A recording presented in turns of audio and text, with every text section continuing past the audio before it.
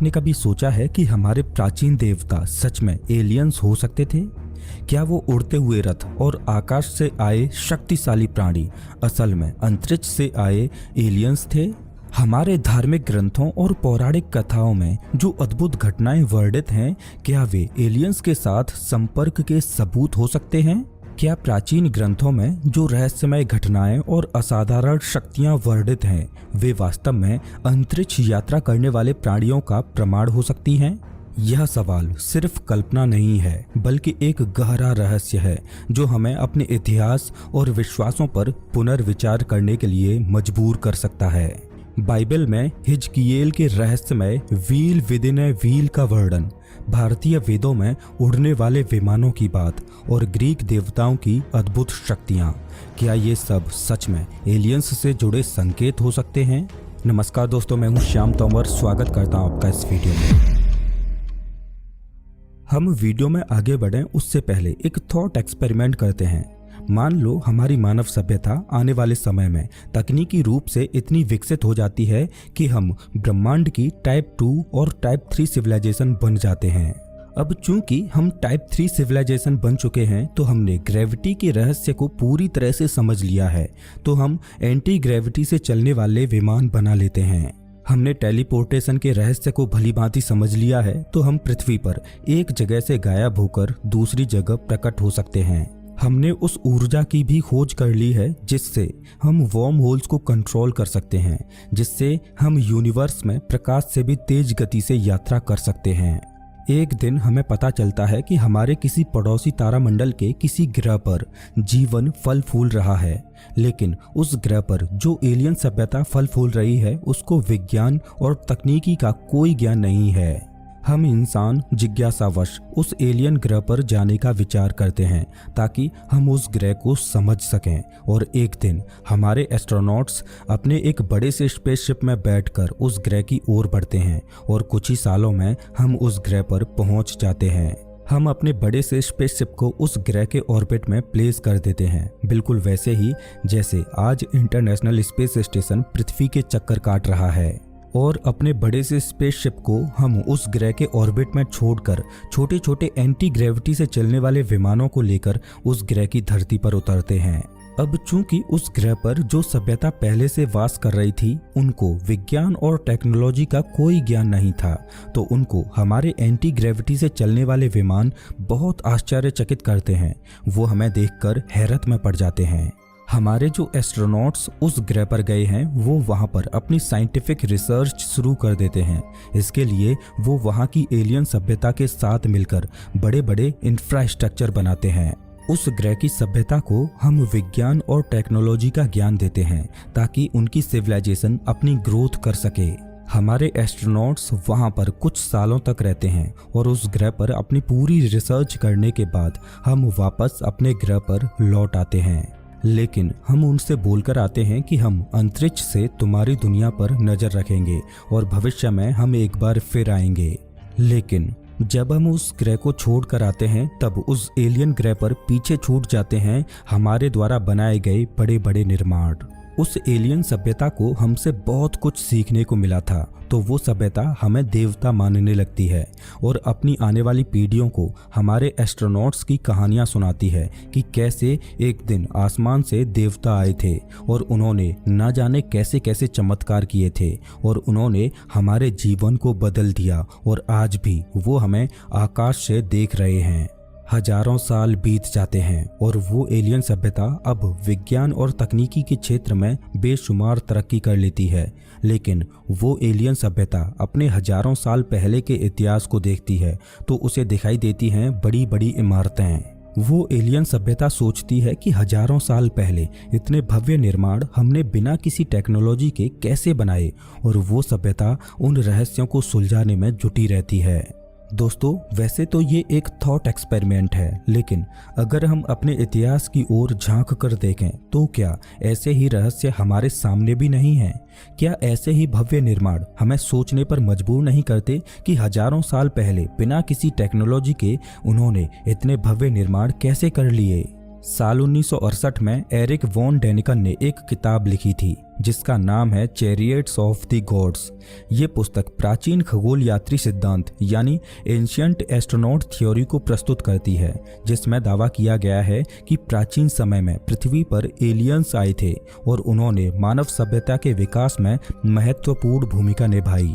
Eric ने अपनी किताब में ऐसे ऐसे तर्क दिए जो हमें सोचने पर मजबूर कर देते हैं। चलिए जानते हैं एरिक द्वारा दिए गए उन तर्कों को। क्या गीजा के महान पिरामिड्स एलियंस की देन हैं? मिस्र के पिरामिड्स दुनिया के सबसे रहस्यमय निर्माणों में से एक हैं। हजारों साल पहले जब न तो उन्नत तकनीक थी और न ही आधुनिक मशीनें, तब 4500 साल पहले इंसानों ने इतना सटीक और विशालकाय ढांचा कैसे बनाया? कुछ लोग मानते हैं कि इन पिरामिड्स के निर्माण में एलियंस की भूमिका हो सकती है। गीजा के पिरामिड्स को इतनी सटीकता से बनाया गया है कि उनकी स्थिति चारों दिशाओं से बिल्कुल मेल खाती है। पिरामिड की चौड़ाई और ऊंचाई का अनुपात 3.14 के बहुत करीब है, जो कि पाई की वैल्यू है, जो उनके उन्नत गणितीय ज्ञान को दर्शाता है। यह भी कहा जाता है कि पिरामिड्स का स्थान ओरायन नक्षत्र के 3 प्रमुख तारों से मेल खाता है।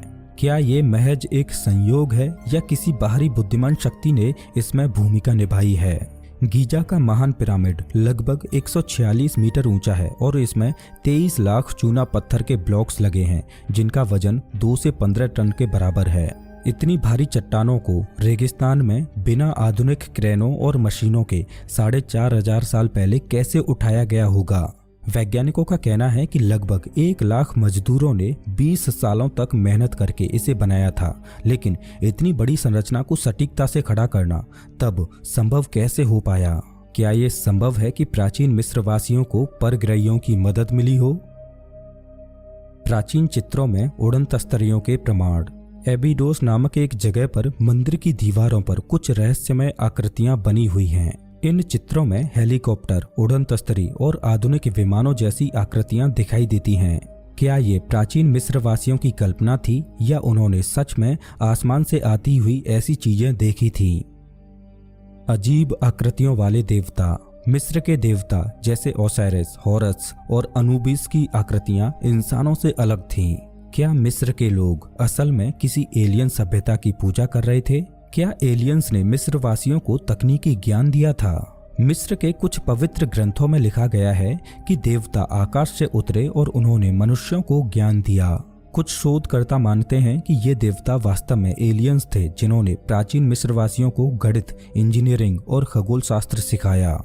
लेकिन अगर वैज्ञानिक दृष्टि से देखा जाए तो वैज्ञानिकों का मानना है कि पिरामिड्स को इंसानों ने ही बनाया था और इसके लिए लकड़ी की गाड़ियों, रस्सियों और बल के प्रयोग से पत्थरों को खींचा गया होगा। लेकिन कई वैज्ञानिक और शोधकर्ता अब भी मानते हैं कि प्राचीन मिस्रवासियों के पास उस समय इतनी उन्नत तकनीक नहीं थी कि वे बिना किसी बाहरी मदद के इतनी सटीक और विशाल संरचना बना पाते। सुमेरियन सभ्यता और अनुनाकी का रहस्य। क्या प्राचीन सुमेरियन सभ्यता को एलियंस ने बनाया था? क्या अनुनाकी देवता वास्तव में दूसरी दुनिया से आए थे? सुमेरियन सभ्यता 5000 से 6000 साल पहले आज के इराक, मेसोपोटामिया में मौजूद थी। इसे मानव इतिहास की पहली विकसित सभ्यता माना जाता है, जहां लिखने की कला, शहरों की योजना, कानून और खगोल शास्त्र की शुरुआत हुई। लेकिन सवाल ये है कि इतने पुराने समय में इतनी उन्नत सभ्यता कैसे बनी? क्या ये सब इंसानों ने खुद सीखा या किसी बाहरी शक्ति ने हमें सिखाया? सुमेरियन ग्रंथों में अनुनाकी नामक देवताओं का जिक्र मिलता है। अनुनाकी शब्द का अर्थ है जो स्वर्ग से धरती पर आए। सुमेरियन पौराणिक कथाओं में बताया गया है कि अनुनाकी आकाश से उतरे और उन्होंने मनुष्यों को सभ्यता का ज्ञान दिया। उनके लेखों में आकाशीय रथ और अंतरिक्ष से आने वाले प्राणियों का वर्णन किया गया है। क्या अनुनाकी वास्तव में एलियंस थे? सुमेरियन ग्रंथों के अनुसार अनुनाकी निबिरू नामक एक ग्रह से आए थे। निबिरू एक रहस्यमय ग्रह है जो हमारे सौर मंडल में एक विशाल कक्षा में घूमता है और हर 3600 सालों में पृथ्वी के करीब आता है। कुछ लोग मानते हैं कि यह ग्रह अभी भी मौजूद है, लेकिन इसे वैज्ञानिक रूप से साबित नहीं किया जा सका है। अगर वैज्ञानिक दृष्टि से बात करें तो इसे प्लैनेट एक्स का नाम दिया गया है। अब सवाल ये है कि अगर ये मिथ है तो सुमेरियन लोगों को हजारों साल पहले इस अद्भुत खगोलीय जानकारी का ज्ञान कैसे था? क्या भारत के वेदों में उड़ने वाले विमानों का रहस्य छुपा है? भारत के प्राचीन ग्रंथों में ऐसे कई उल्लेख मिलते हैं जो आधुनिक वैज्ञानिकों को हैरत में डाल देते हैं। विशेष रूप से वेदों और महाकाव्यों में विमानों का विवरण मिलता है जो उड़ सकते थे, विभिन्न दिशाओं में घूम सकते थे और यहाँ तक कि अंतरिक्ष तक यात्रा कर सकते थे। क्या ये प्राचीन उड़न तस्त्रियां थीं? क्या हमारे पूर्वजों के पास कोई उन्नत तकनीक थी जिसे हम अब भूल चुके हैं, या फिर ये प्राचीन एलियंस के संपर्क का प्रमाण हो सकता है? भारत के ऋग्वेद, यजुर्वेद, महाभारत, रामायण और अन्य ग्रंथों में विमानों का उल्लेख मिलता है। रामायण में पुष्पक विमान का उल्लेख मिलता है जिसे रावण ने कुबेर से छीना था और बाद में श्री राम को मिला। यह विमान सोचने भर से उड़ सकता था और किसी भी स्थान पर जा सकता था। कुछ विमानों में आग उगलने की शक्ति थी जो आज के लेजर हथियार की तरह लगते हैं। श्री कृष्ण, अर्जुन और कर्ण के पास दिव्य अस्त्र थे जो अंतरिक्ष तक यात्रा कर सकते थे। क्या ये विमान एंटी ग्रेविटी टेक्नोलॉजी पर आधारित थे? क्या ये संकेत करता है कि प्राचीन भारत में विज्ञान और तकनीक अत्यधिक विकसित थी? 20वीं शताब्दी की शुरुआत में एक प्राचीन ग्रंथ वैमानिक शास्त्र सामने आया जिसमें विमानों की संरचना, प्रकार और संचालन के बारे में विस्तार से बताया गया था। इसे भारद्वाज ऋषि द्वारा लिखा गया माना जाता है। इसमें 4 तरह के विमान बताए गए हैं। इनका वर्णन क्या किसी खोई हुई प्राचीन तकनीक की ओर इशारा करता है? भारतीय ग्रंथों में देवता और असुरों के युद्ध का उल्लेख है। क्या ये 2 अलग अलग ग्रहों या सभ्यताओं के बीच का संघर्ष था? महाभारत में अर्जुन का इंद्रलोक जाना और वहां से दिव्यास्त्र प्राप्त करना, क्या यह किसी दूसरे ग्रह की यात्रा थी? क्या यह इंटरस्टेलर ट्रेवल का प्रमाण हो सकता है? नाजका लाइंस का रहस्य। पेरू के नाजका रेगिस्तान में जमीन पर बने विशालकाय चित्रों को नाजका लाइंस कहा जाता है। ये सीधे रेखाओं, जियोमेट्रिक आकृतियों और विशालकाय जीवों जैसे बंदर, पक्षी, मकड़ी के चित्र हैं जिन्हें केवल आसमान से ही पूरी तरह देखा जा सकता है। लेकिन सवाल ये है कि हजारों साल पहले बिना किसी आधुनिक तकनीक के इन चित्रों को इतनी सटीकता से कैसे बनाया गया? क्या ये संकेत एलियंस को बुलाने के लिए थे या फिर ये किसी खोई हुई सभ्यता का गूढ़ रहस्य है? आखिर नाजका के लोगों को इतनी बड़ी बड़ी आकृतियां बनाने की क्या जरूरत थी जो जमीन से दिखाई ही नहीं देती थीं? कई धार्मिक ग्रंथों में ऐसे वर्णन मिलते हैं जो आधुनिक यूएफओ और एलियंस जैसी घटनाओं से मेल खाते हैं। प्राचीन सभ्यताओं के पास कई ऐसे रहस्य और तकनीकें थीं जिनका आज भी पता नहीं चला। वैज्ञानिक दृष्टिकोण से ये आज भी रहस्य बना हुआ है। अब सवाल ये आता है कि क्या प्राचीन सभ्यताओं की टेक्नोलॉजी हमसे बेहतर और उन्नत थी? एक बड़ी गलती ये भी मान लेना है कि प्राचीन लोग अज्ञानी थे और वे हर चीज को देवताओं से जोड़ते थे।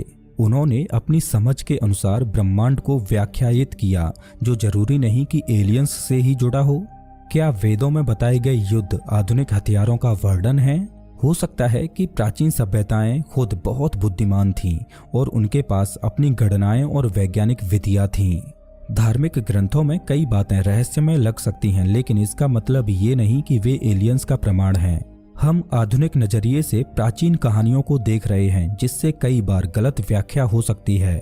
आज तक कोई ठोस वैज्ञानिक प्रमाण नहीं मिला है कि एलियंस ने प्राचीन सभ्यताओं को प्रभावित किया था। प्राचीन लोग भी वैज्ञानिक थे और उन्होंने अपने तरीके से ब्रह्मांड को समझने की कोशिश की। तो क्या हम प्राचीन ग्रंथों को एलियंस से जोड़ने की गलती कर रहे हैं या फिर हमें सच में अपने इतिहास पर दोबारा विचार करने की जरूरत है?